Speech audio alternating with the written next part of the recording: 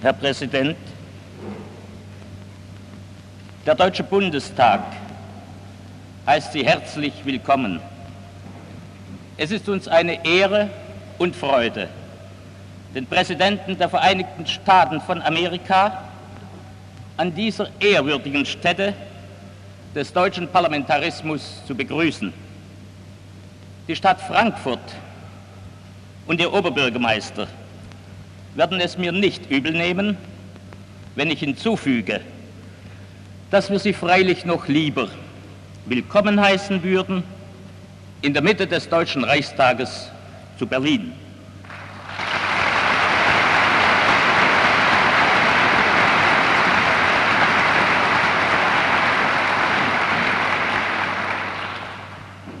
Herr Präsident, hier in dieser Paulskirche trat 1848 die erste deutsche Nationalversammlung zusammen unter der Losung, das ganze Deutschland soll es sein.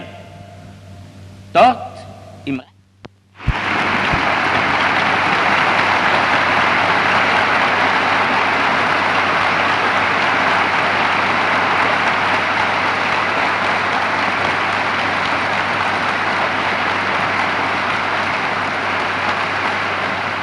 Dr. Gerstenmaier, Mr. President Kissinger, Chancellor Erhard, Minister President Zinn, Mayor Bockelman, ladies and gentlemen. I am most honored, Mr. President, to be able to speak in this city before this audience. For in this hall, I am able to address myself to those who lead and serve all segments of a democratic system. Mayors, governors, members of cabinets, civil servants, and concerned citizens. As one who has known the satisfaction of the legislator's life, I am particularly pleased that so many members of your Bundestag and Bundesrat are present today. For the vitality of your legislature has been a major factor in your demonstration of a working democracy, a democracy worldwide in its influence. In your company also are several of the authors of the federal Constitution who have been able, through their own political service, to give a new and lasting validity to the aims of the Frankfurt Assembly.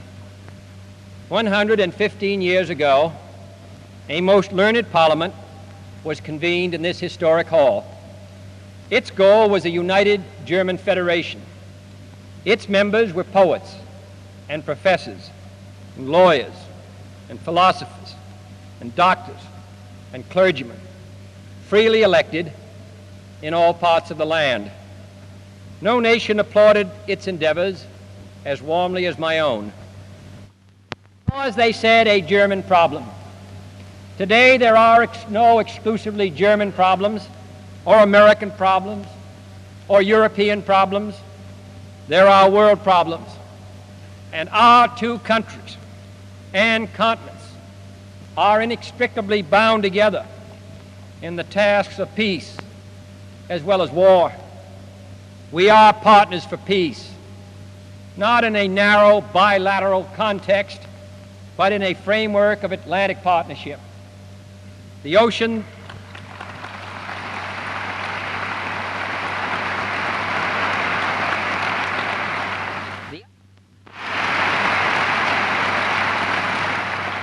That is why our nations are working together to strengthen NATO, to expand trade, to assist the developing countries, to align our monetary policies, and to build the Atlantic community. I would not diminish the miracle of West Germany's economic achievements, but the true German miracle has been your rejection of the past for the future, your reconciliation with France, your participation in the building of Europe, your leading role in NATO, and your growing support for constructive undertakings throughout the world. But purpose of our common military effort is not war, but peace. Not the destruction of nations, but the protection of freedom. The forces that West Germany contributes to this effort are second to none among the Western European nations. Your nation is in the front line of this defense, and your divisions, side by side with our own, are a source of strength to us all.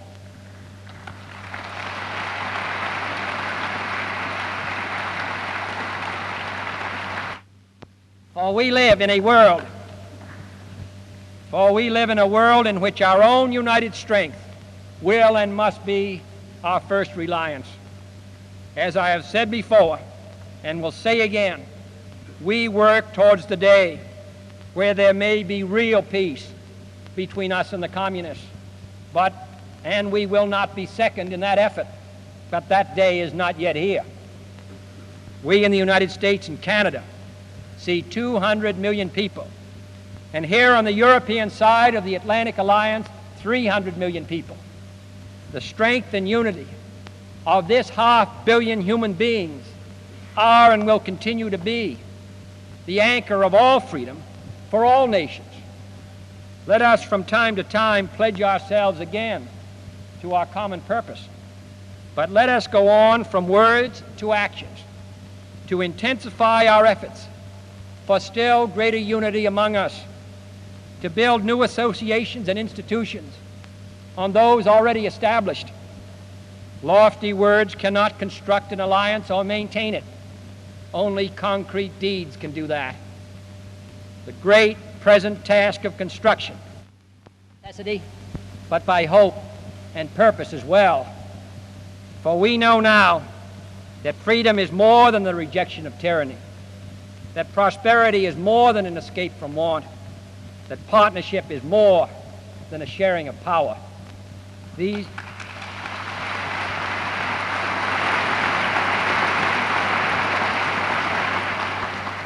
are, above all, great human adventures.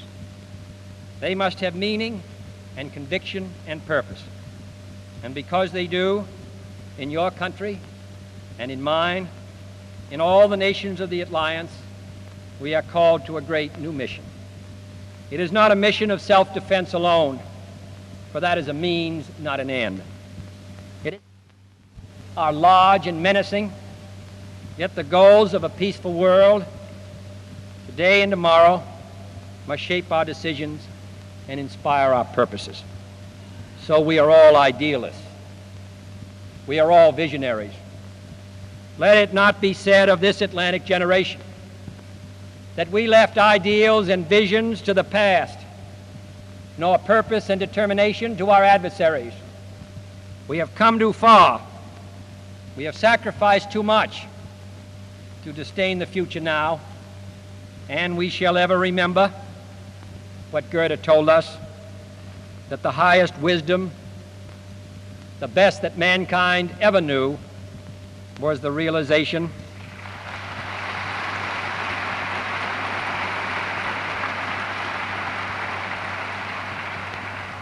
the highest wisdom and the best that mankind ever knew was the realization that he only earns his freedom and existence who daily conquers them anew.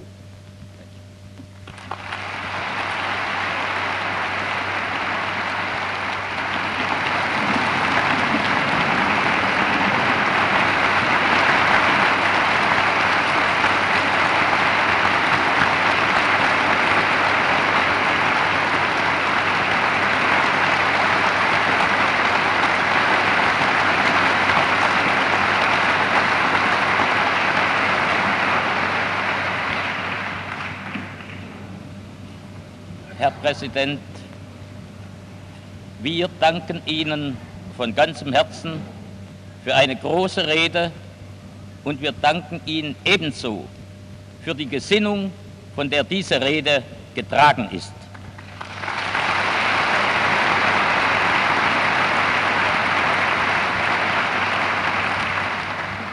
Herr Präsident, ich bin ganz sicher, dass der Mann, der die Ehre hat, für den Deutschen Bundestag zu sprechen, sich in diesem Augenblick nicht übernimmt, wenn er für sein Haus sagt, wir bekennen uns zu den politischen Grundsätzen dieser Rede und dem Horizont, unter dem sie praktiziert werden.